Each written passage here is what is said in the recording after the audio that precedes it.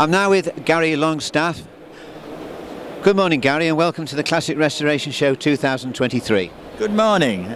We're on the Heinkel Trojan stand of the bubble car world. Yes, I've had a look at these.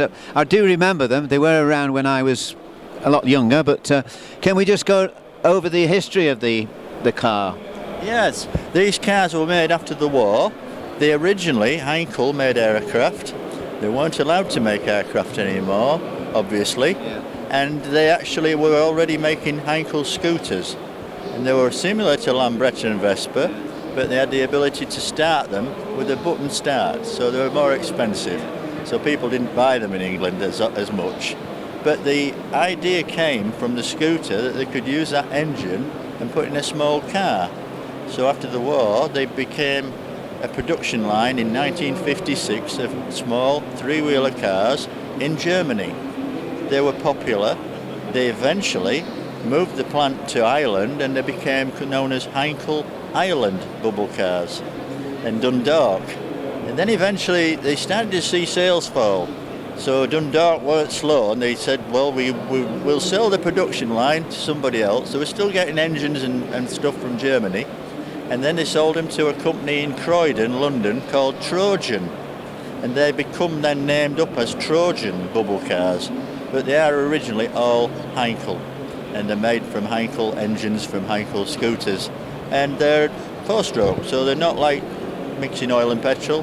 Simple to maintain, motorcycle technology. And so people loved them as a small family car. You could actually get two adults and two children actually on the back seat ledge, which was near the back window. So as the children got bigger, they looked more miserable because they had to lean forward, and then eventually they got a bigger car. But people used them as stepping stones, and they often sold them to people that weren't expensive because they were starting to go rusty. They soon went rusty, and so they were sold cheaply to people who bought them for maybe wives to take their children to school in as an extra car. And so there's still lots of them about. We're still finding cars in garages, in lockups, as we have a barn find here, and then they're still there to do up. And we can actually make the parts in Birmingham. A lot of the parts we can sell to Germany. So that makes a change. The German A reversal. Yes, the German club is a much bigger club because they have thousands of members with scooters. We have about 400 members all over the world in Heinkel Trojan Club Limited, England. And so therefore we're actually quite a good little club. We're very, very helpful and we're not expensive to get in touch with. So what size was the engine then?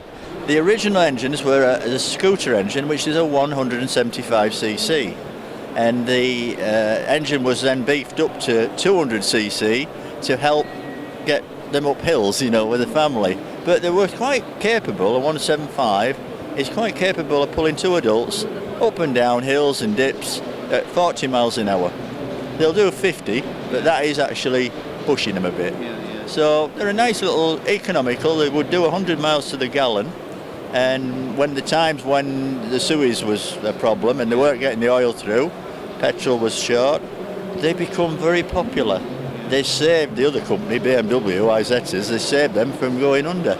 Heinkel carried on selling these, and again, they just were popular because of the cuteness and the usability. Anybody could fix them.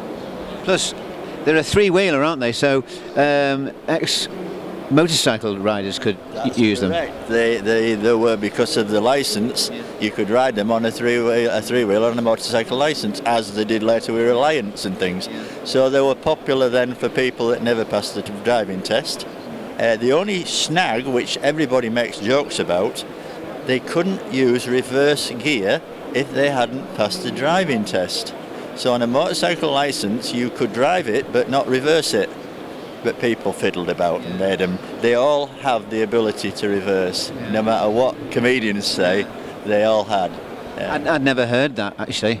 Oh, we get tired of people saying that, and the Reliant company that's here have a thing saying about it, joking. Yes, they do have reverse. So yeah, we find that they're very popular today. The cute factor. A lot of important stars have used them as publicity stunts. Kenny Everett was one for having one. Brian Connolly. If you're a comedian, you want something funny. Even David Jason, before he ever did Reliant in Fools and Horses, used one of these, a Heinkel, a red one, for using in the 70s, called Lucky Fella. And so that got him fame, and I've ended up filming with him and doing a retake on that. So it's great to meet people in the past that still love the fact that they were there. They're still there. So can we just talk about something about the cars on the stand? Yes. Can we talk about the far one? We have examples on our stand of ones that are family owned. They've owned them since they had children, and they've kept them because of the popularity. They're actually their family car, and they've been lucky enough to restore them over the years. They keep restoring them again because we all work together with spares, with advice. And so there's a two-tone one, which again there weren't many, but that's a two-tone. It's a left-hand drive Heinkel, so it's German, and it's immaculate, and they do use it all the time. They're not just show cars that get brought out and put on a carpet. They use them. The other one, we have a blue left-hand drive two-tone. That lad has fitted all little gimmicks in it because it looks funny. And so he gets popularity on our stand with children wanting to sit in them. And we do like to interact with the public, and we let them sit in them as long as they behave. Yeah. And so the parents think they're fantastic. But sadly, no young people own these cars anymore. We're all older. They don't go fast enough. So. And what about this one?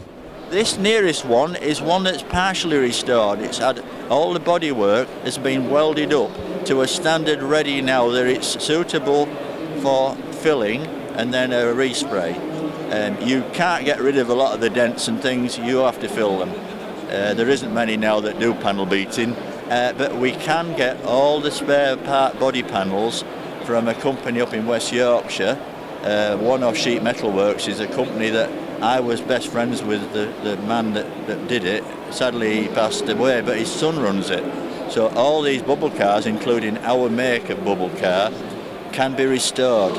Without that chap, there would never have been all these cars appearing, because they were usually just turned into scrap. Nobody wanted to repair them if you couldn't get a body panel. Now we can get most of the parts, and they're worth a bit of money. So what about this barn find? The barn find is mine, believe it or not, and I keep that as it is, as I bought it, because I have others that are in good condition. So I keep that one as an example. It is in a barn, sat in my barn for the last 10 years, and it's just basically to show, in the days in the 60s, as they went rusty, they would mend them with the best possible way they could, which was bed angle iron, any form of sheet tin, anything, even pop rivets, and that held the cars together. So this is as found.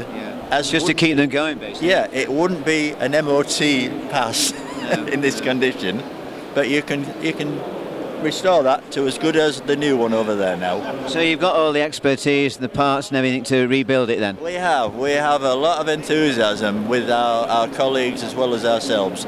I've had my original one I bought when I was 18, and it was only £15. It actually had a plywood floor in it because it was rotten, and I even got it through MOTs for 2 years like that, and I still have that to this day, restored, full new floor, full panels, and it's like new. So it's back to like the cars up there, and I have quite a few of them now. It's a thing where you see one and you think I could do that one up, so you get another and another. So what about the little scooter? Now the scooter, we're getting more people wanting to get the scooters because of them being unusual, having the electric start, and the fact that they're 4 strokes, they don't need oil and petrol mixing, so they're a nicer engine to work on and more practical. They are common in this country. There are quite a lot of members with them now, and they're starting to realise they're worth joining their collection of Vespas and Lambrettas. So we're getting them joining our club because obviously they need the parts, the engine parts and things. But the engines are very rarely worn out on a scooter because they're not doing a lot of work, but they are on the car.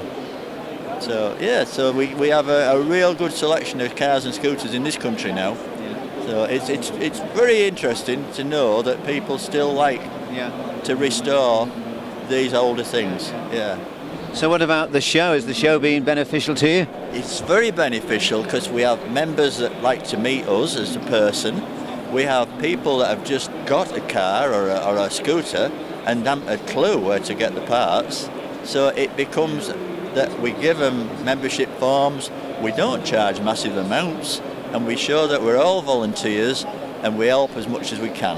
It's not like we're all in it for the money, we're in it for the love of it. Yeah, and that's they right. like that. They really enjoy that. And sometimes they may come and say they know where there is one and they don't actually want it. Oh, right. So then we find out and then we can advise people to go and buy it or we buy them. Yeah. You know, if we want another one as a challenge. Yeah. So, yeah, so there are about. They're still coming up. They're still turning up, yeah.